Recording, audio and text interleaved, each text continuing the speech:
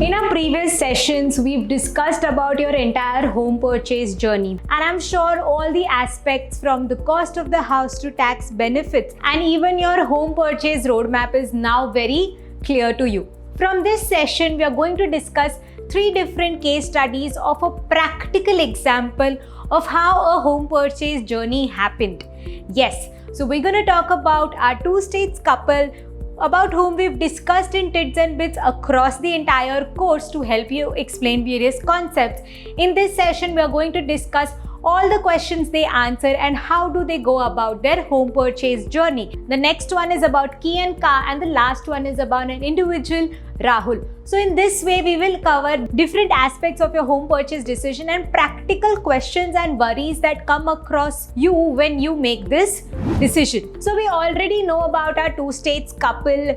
They are both working in a multinational company. One is a banker, another one is a marketing professional, and they both make 1 lakh rupees in hand each month. And we know that they are working and living in Bangalore, Whitefield area. They are currently living on rent. They got married 3 years ago and now they feel it's a good phase for them to buy a house, get settled in that house, get settled with the loan, and then in future they can look at expanding their family or achieving other goals. So from that perspective, they've started wondering, are they in a place where they can go ahead and buy a house? And given these scenarios, they of course want to buy a house which is a 2 BHK apartment. So let's look at their income in hand flows, because when you are looking to take a home purchase decision, your income in hand is one of the most important things that you must take care of. So we know that they get paid 1,19,100 from their employer each month, out of which 9,500 rupees goes as taxes. The TDS is deducted each month,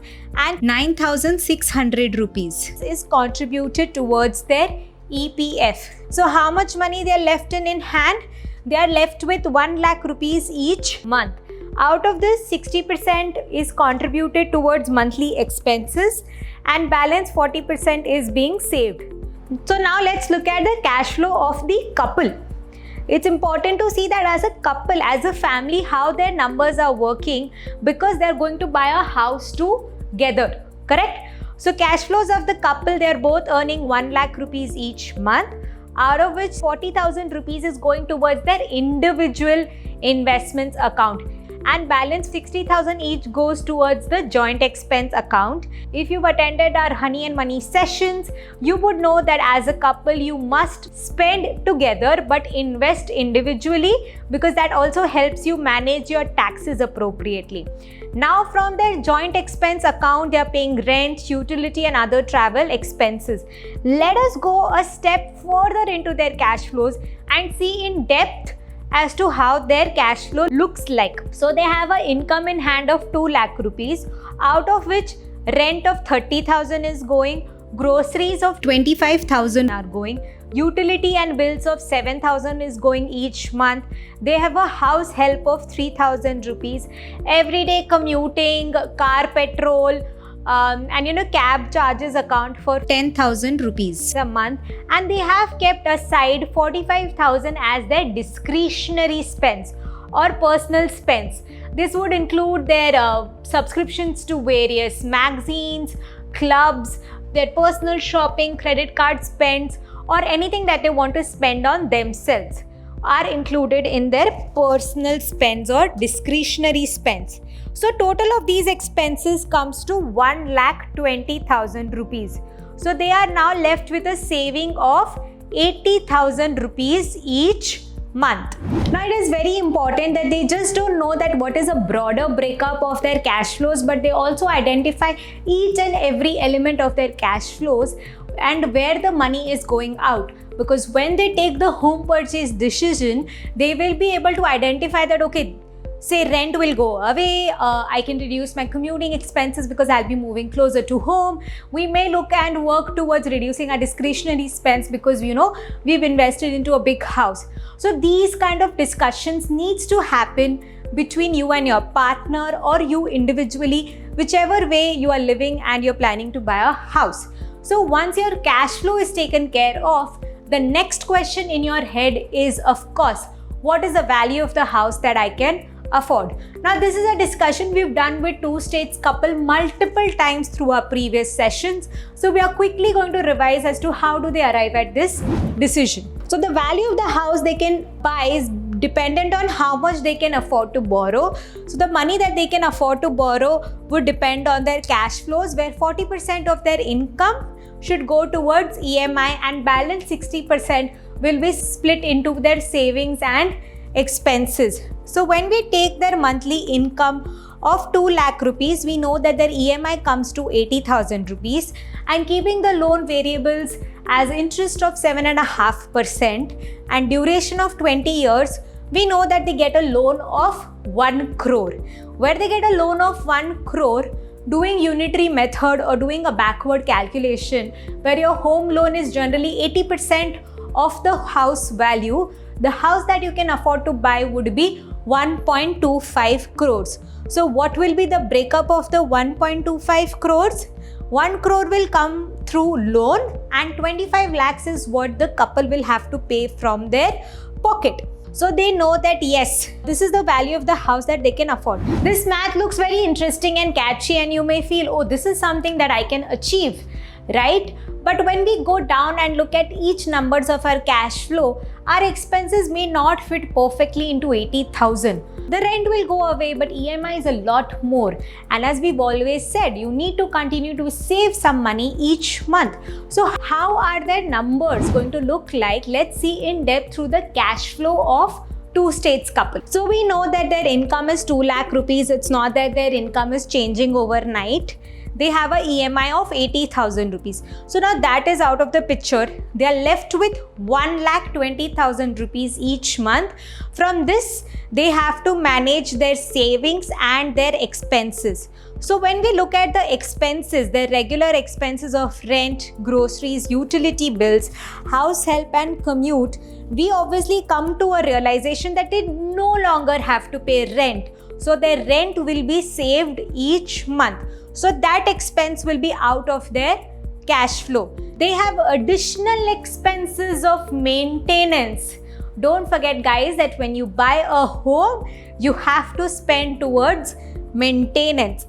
And there is tax saving also that happens. Well, in most cases, tax saving happens. So we're going to see that how their tax saving number have arrived after this discussion. But for this cash flow computation purposes, note that their tax savings come to 3,750 rupees each month. So their total expenses come to 91,250 rupees, and hence their savings are 28,750 rupees each month. So when we look at this cash flow, we realize that of course the numbers are not perfect. 80,000 rupees as EMI, 80,000 rupees as expenses and 40,000 rupees as savings. The number are slightly different because our monthly spends would also vary. From this cash flow, we realize that the numbers are never perfect. They're going to vary, and a lot of this decision making is going to be in our hands when we look at each number, right? But what we have to try to achieve that, okay, 40% of my income has gone towards EMI. The balance money, I have to use it to the best way possible so that I can also have some savings in hand, right? So here, their savings are not exactly 20%. They are slightly lower than that, but they are still not bad. And hence one must continue to save and invest even after buying their home. And they are also reducing their expenses by rent being taken care of, and they have taken a decision to reduce their discretionary spends. Now this may vary month on month, but at least an effort is going towards achieving an ideal cash flow situation. So let's see how they are saving taxes when they are buying a house versus the taxes they were paying when they were renting a house. So we know that they were paying a rent of 30,000 rupees, which fit within their HRA limits. So the rent for the year they paid was 3,60,000 rupees, and they could claim the entire amount as HRA deductions. So the taxes they save on 3,60,000 rupees at 20% tax bracket is 72,000 rupees.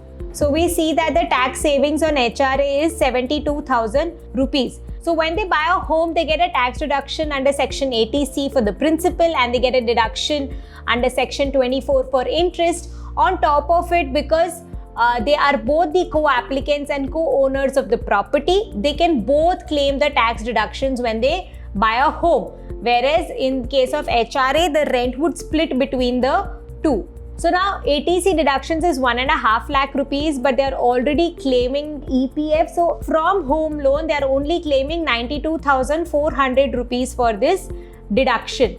They are claiming the entire 2 lakh rupees for the interest. So the total deductions that they get is 2,92,400 rupees per person. So what is their tax savings at 20%? It is 58,480 rupees per person. So clearly the tax savings when they buy a home is much more than the tax savings they had when they were claiming HRA benefits. So the tax savings on their home loan is 1,16,960 rupees, whereas on HRA was 72,000 rupees. So the additional savings that they get is 44,960 rupees, giving them a per month saving of 3,750 rupees.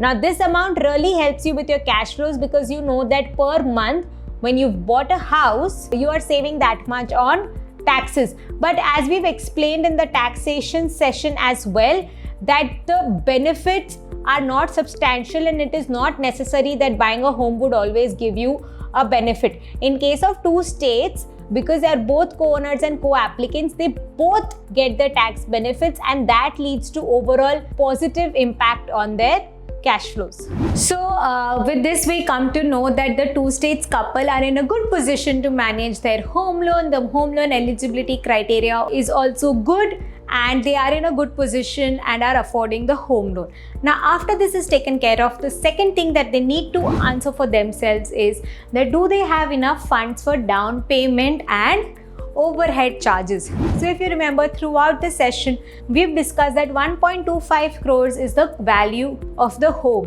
but when you go ahead to buy a home, there are certain overhead charges which are added to your home purchase decision.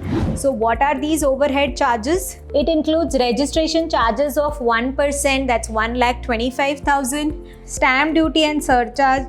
Maintenance charges is not payable in one go to the builder, but is to be paid monthly, which we've already accounted for in our cash flows, the 5,000 rupees each month. So here as overhead charges, maintenance is 0. There is brokerage commission of 1,25,000 rupees. Then there is renovation and other charges of 12,50,000 rupees, and there is GST. Now because they are moving into a ready to move house, the GST charges are nil. Yes. So what are the total overhead charges? It comes to 22 lakh rupees. So they have a house breakup, 1 crore rupees towards home loan, 25 lakh rupees for down payment, and 22 lakh rupees will go as overhead charges. So we know what is the actual cost of the house. The cost of the house was 1.25 crores, but actually how much is it going to cost our couple two states? Is going to cost them 1.47 crores. And let's look at their portfolio. So when we look at their portfolio, we see that they do have savings of 47,82,800 rupees, and they need 47 lakhs for the home purchase. But if you remember the discussions from our session, are you financially ready to buy a house? We discussed that there are certain financial needs that must be accounted for before you take the home purchase decision. Those things includes your emergency fund, having appropriate life insurance cover, having a health insurance for yourself and your family members, and also saving and investing aside for your goals. Other goals are also taken care of from your monthly savings and investing. So it's not that, the couple is 100% into the home purchase. They are saving and investing some money each month. So they have a total portfolio value of 47,82,800, out of which 4,80,000 rupees, that is 6 times your monthly spends, goes towards the emergency fund. EPF is an investment that you cannot touch until you are at your retirement age. So that is an amount that they cannot touch. So that will be also parked aside. It's a long-term investment with a lock-in period, and we always advise to not use your EPF or PPF investments for your home purchase. They are left with funds of 38,20,000 rupees. Now out of this, they have a shortfall of 8,80,000 rupees. They have a few options from which they could fulfill this shortfall. That is, they could take a loan from a bank or an NBFC or push their home, but their parents were like, it's your first home, we want to support you in any manner we can. So they gift Krish and Ananya the shortfall amount to be able to buy their dream home. So when we look at the entire discussion we had here, we feel that okay, two states couple are in a decent position to buy their home. They can now start scouting for their home. We also know that they've shortlisted 1 or 2 apartments near their existing rented apartment that they want to go ahead and negotiate further. So don't forget that even before you go and finalize your home purchase, there's always a scope of negotiation. So don't forget to do that as well. So what is going to be their practical roadmap for their home purchase is that they've already looked at the features that they want, they've already looked at the budget, and they have finalized what kind of a house they want. They've even shortlisted. Now from here, the next steps are going to be that one needs to find a lawyer, do the due diligence of the property that they like. Then they need to go ahead and finalize the property, pay for stamp duty and registration, buy and get your agreement to sale signed. So you sign the agreement to sell, which confirms the deal between the two of you, pay for stamp duty and registration. After this, they pay the down payment to the builder. Once the down payment is paid for the original agreement to sell along with stamp duty and registration charges and all the other various property papers are sent to the bank, and the bank verifies them, double checks the basic documents which are required are in place or not, and then the home loan is disbursed. After the home loan is disbursed, the only thing which is left for you to claim the ownership of your home is the final sale deed, which is also filed at the sub-registrar office in the vicinity where the home is situated. And once you sign that document, you get the key to your home and you can move into your beautiful new home.